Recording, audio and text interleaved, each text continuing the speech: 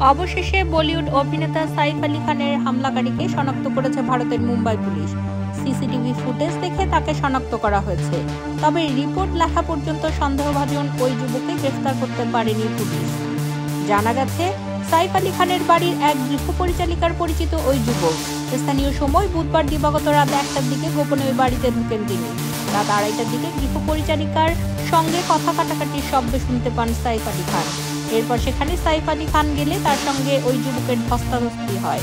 এক পর্যায়ে দুর্বৃত্ত সাইফ আলীকে 6 বার ছুরিকাঘাত করেন। সংবাদ মাধ্যমের প্রতিবেদন থেকে আরও জানা গেছে, সাইফ আলী খান আহত হওয়ার পর ওই দুর্বৃত্তকে একটি ঘরে বন্দী করা হয়েছিল, কিন্তু পরবর্তীতে সেখান থেকে তিনি পালিয়ে যেতে সক্ষম হন। মুম্বাই পুলিশ জানিয়েছে, ওই গৃহ পরিচালিকাকে জিজ্ঞাসাবাদ করা হচ্ছে। সন্দেহ করা হচ্ছে তিনি ওই যুবককে বাড়িতে ঢুকতে দিয়েছিলেন এবং পরবর্তীতে কোনো বিষয় নিয়ে তাদের মাঝে কথা কাটাকাটি হয়। ছুরিকাঘাতে গুরুতর আহত হওয়ার পর রাত 3:30টার দিকে সাইফ আলীর বড় ছেলে ইব্রাহিম তাকে মুম্বাইয়ের লীলাবতী হাসপাতালে নিয়ে যান। সেখানে তার নিউরো সার্জারি হয়েছে। বর্তমানে তার কসমেটিক সার্জারি চলছে।